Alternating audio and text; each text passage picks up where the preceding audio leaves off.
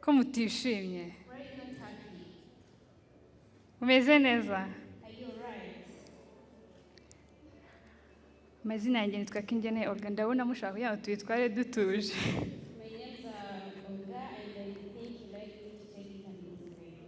Kuko ntabwo mufite morale nk'uko nabishakaga.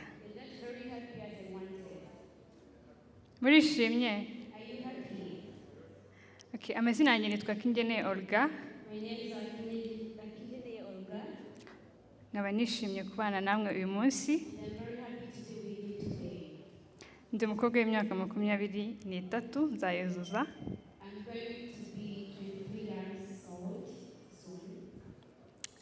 Nkaba mfite ubushye, muri kubibona.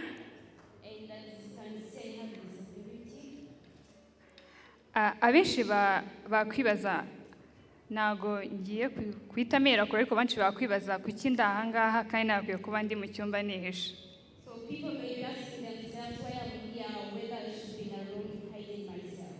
Nuko nahisemo kuba njyewe uri ahangaha.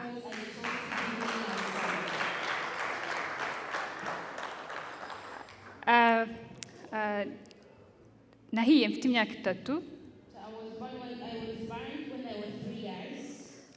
Nari mu rugo ndi kumwe n'abandi bantu bo mu rugo. Ngwa mu bishyimbo.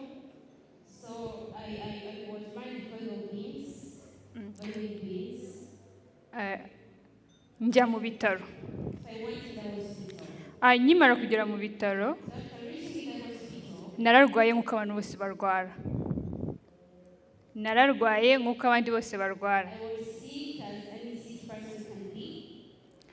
Nahuriyeyo n'abantu benshi cyane bari barwaye, ariko harimo n'abandi barwaye kundenza. And there were people also that were very sick more than how I was. Mwakwibaza ko abenshi muri mwebwe mujya murwara. I can ask myself or think to myself that most of you also get sick. Ariko iyo mugeze kwa muganga muhita mubona ko mwakize. But when you reach at the hospital, you feel like you're free or you are not here anymore, you're healed. Nari umwana, murabyumva, nari umwana muto w'imyaka 3. By then I was a young child, I was 3 years old. Ariko narakubaganaga. But I was very stubborn. Ariko bitari ugukubagana cyo gukubagana nabi. Not a bad stubbornness, but a stubbornness of a child. Nakubaganaga nkunda abantu. I was stubborn in the way of loving people. Nari mfutse umutwe wose hagaragara amaso gusa. Nari mfutse umutwe wose hagaragara amaso gusa. I was covered the whole head, but my eyes were only left out. Abantu bakirukanga bambonye bakikanga. So people could learn when they looked at me. Ariko nkabasanga. But I could approach them. Ndeka gutinda kwa muganga cyane, ahubwo nze ahantu habaye ikibazo gikomeye cyane. So I delayed at the hospital,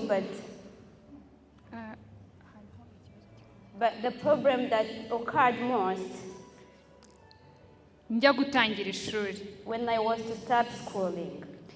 Mwakibaza sinari kureka kwigara? Can you ask yourself, did I have left schooling? Nari kubireka rwose cyane. So I was to leave it out.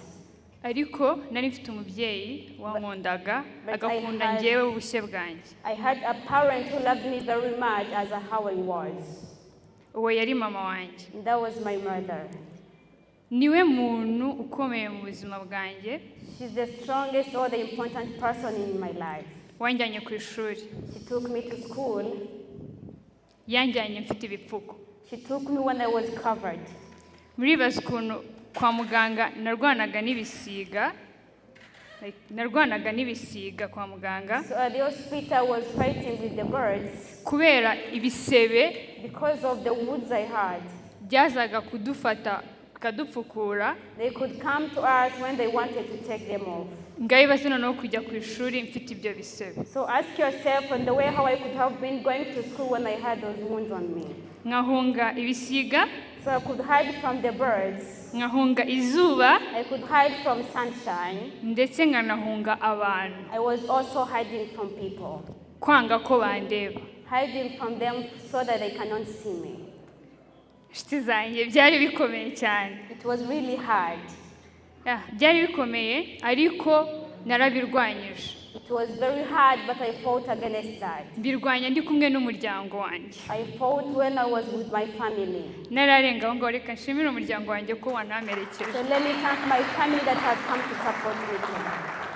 Nyangana nshobora kuza kurira, sibyo? Ariko ni byiza ko umuntu arira kuko aba afite ibyo aririra. I may become more emotional or cry, but it's a good thing that you cry for a reason. Ikintu cya mbere naririra aka kanya, So the first thing that makes me cry this time ni uko umuntu wandwaniriye ishyaka yakwiye kuba yicaye hariya. is that I wish that a person who fought for me should have seated in that place there. Ariko hicaye undi musaza wanjye wandwazaga. But there is my brother who helped me through my sickness. He's seated there too. Ndamushimiye cyane. Ntabwo byari ngombwa, I thank you very much, though it wasn't necessary. gusa nabyo ni ibintu bigaragaza ko koko narakuze. But it is a symbol that shows that I have grown up. Navuye mu myaka 3 I have come from 3 years y'uburwayi, of sickness. none ubu ndi umukobwa mwiza. Now I'm a beautiful woman.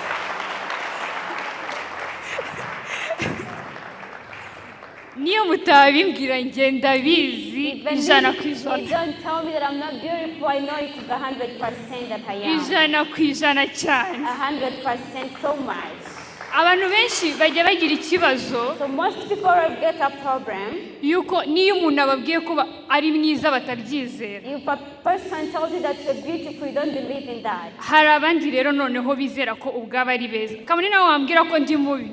There are people that believe that they are beautiful for themselves, not being told by anyone else. Ndi mwiza. I am very beautiful.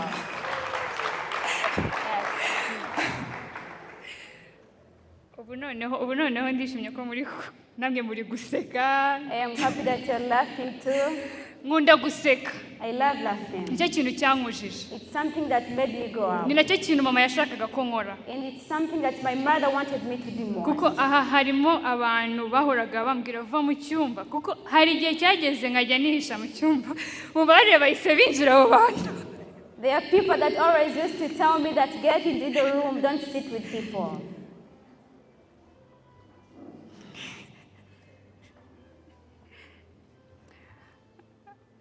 Nkunda abantu.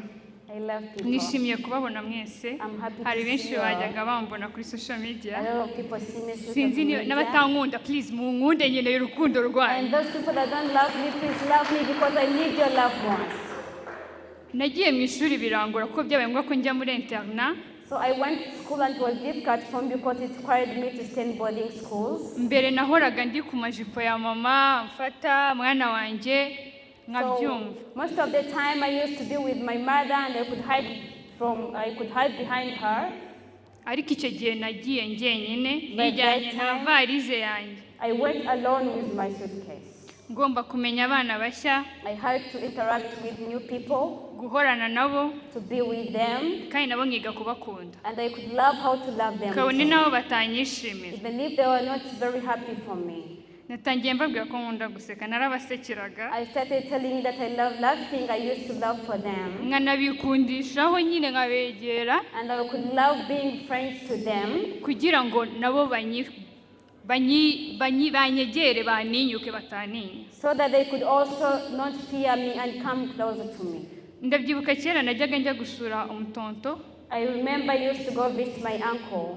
nagirayo abana bo muri karitsiye n'igihe baryamishaga. And when I would reach in that place, I could get sleep the children within the neighborhood. Ntabwo ari uko nari nzi kurera abana, It's not because I knew how to cherish children, ahubwo byari ukubera iyi sura yanjye. but it was because of my face. Bo barambonaga bakiruka bakajya kuryama. They could look at me and run into their beds. Ibaze noneho ngiye kubana n'abana tuzagumana. Imagine now I wanted to go and stay with the children I'm going to stay with, Nzakuramo inshuti, where I could get new friends, nzakuramo abasheri, where I could get lovers. ariko nkiga kubakunda kabone nabo baninya. But I used all love to love them even if they fear me. Umuntu iyo duhuye bwa mbere ntabwo ahita amvugisha. When I meet a person for the first time, it doesn't interact with me at that time. Ariko ntabwo ari uko njya mbyumva, ntabwo ari uko abanyanze, I always listen to that. That person fears to talk to me not because he hates me. akenshi yanga yuko ashobora kunkomeretsa.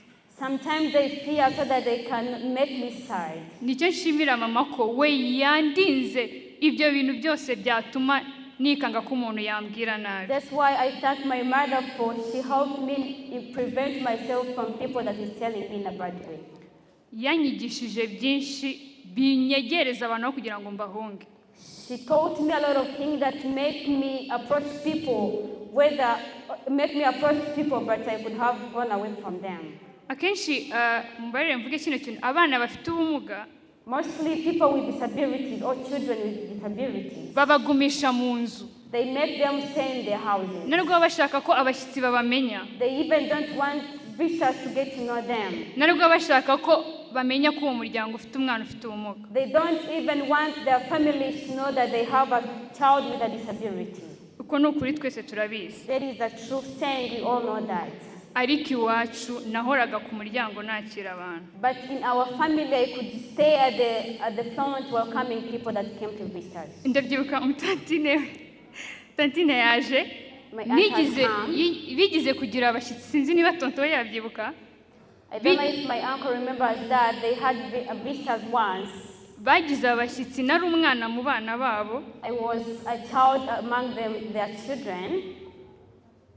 Tugeze mu mwanya wo gukina njya mu cyumba. So when their children went to play outside, I went back in my room. Tantine arambwira ati sohoka ajya gukina n'abana. And my aunt told me that get out and go play with others. I know ntago yabyibuka. I know she can't remember that.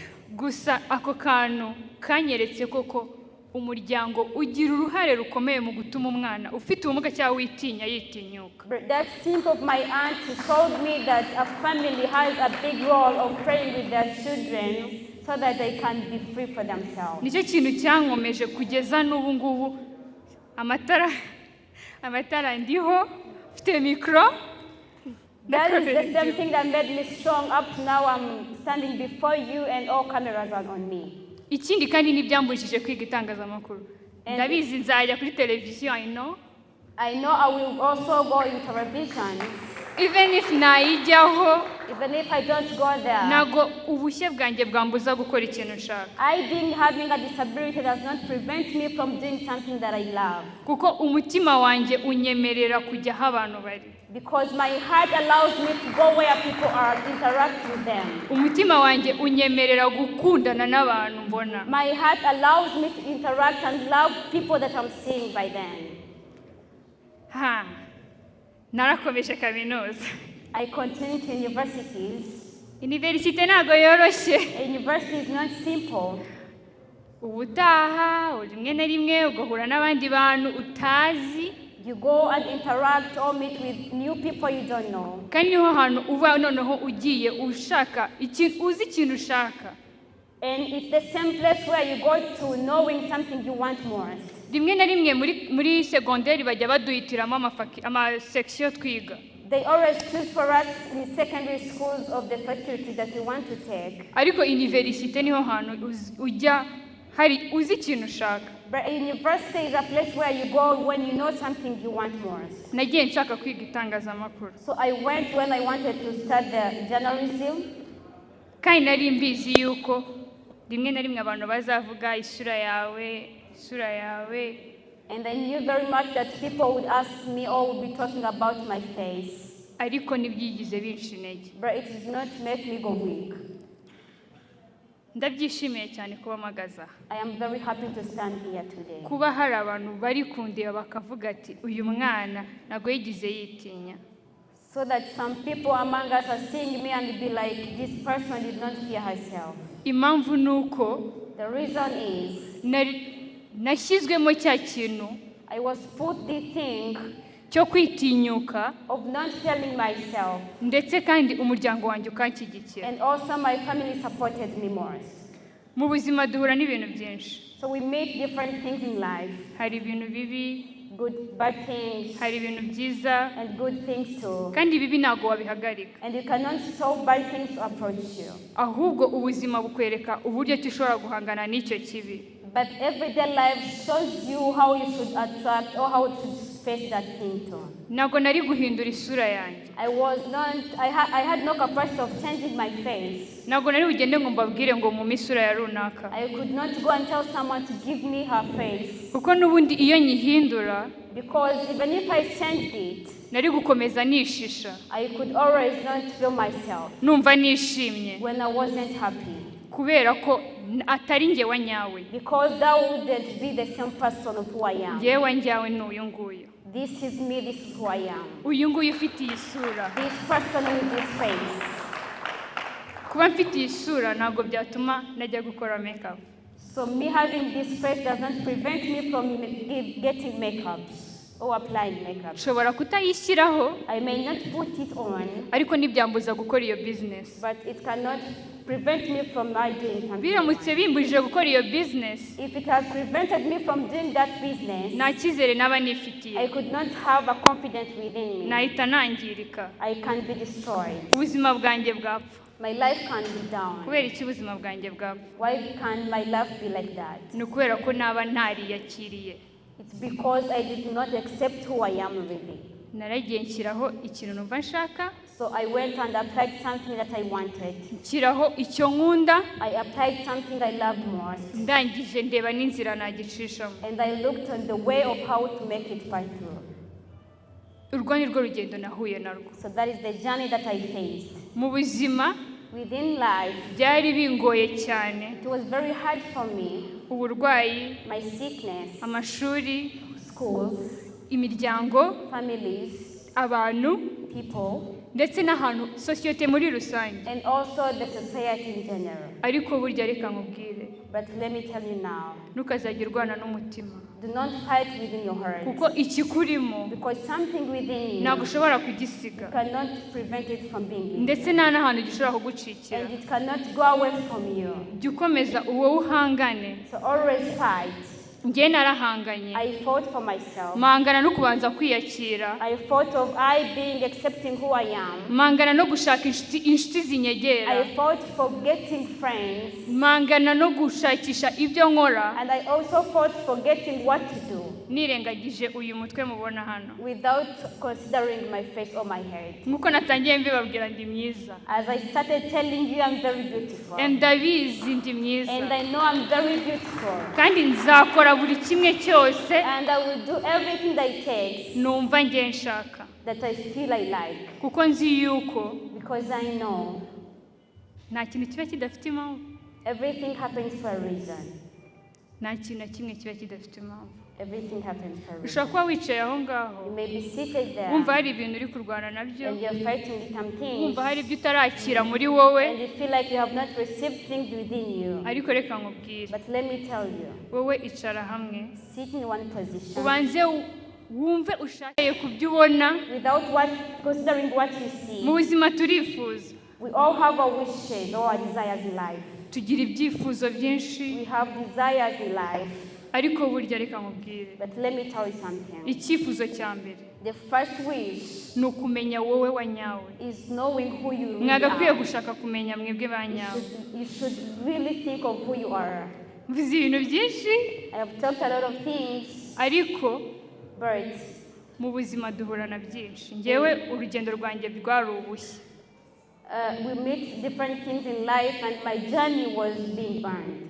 ariko But ntago nigeze merana nabyo. I did not be considered with those. Niyo mpamvu mpagaze aha That is why I'm standing here today, mubwira ngo wowe telling you that you ufite inkuru yawe, that you have your own story, urwana nayo, that you're fighting for it. utarafata umwanzuro wayo, Before taking the decision of it, tuza be at easy then umenye and know ibyo ushaka, everything that you want, ahasigaye wakira ubuzima bwawe. and then receive your life.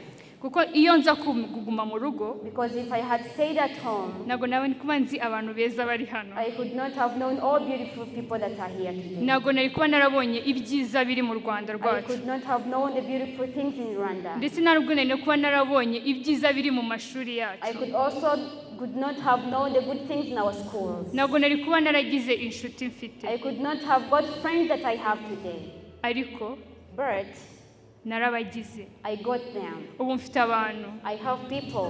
mfite urukundo runshagaye I have love that is surrounding me. kubera ko narwanye n'umutima wanjye Because I fought with my heart. mwumva ko ngomba kwakira njyewe wanyawe And I feel that I should receive who I am really. ndishimye I'm very happy. ndishimye cyane I'm so happy. ikintu cya mbere kinshimishije The first thing that has made me ngiye no happy, gusorezaho and I'm going to conclude with that, ni uko umuryango is that family niwo utureberera is the one that takes care of us. ataravuga ngo ni ukutureberera gusa Not knowing that they take care of us only. nyuma yo kudukundura nadukomeza After loving us, it also makes us strong. warankomeje It made me strong, n'ubu uracyankomeza and I'm still strong today.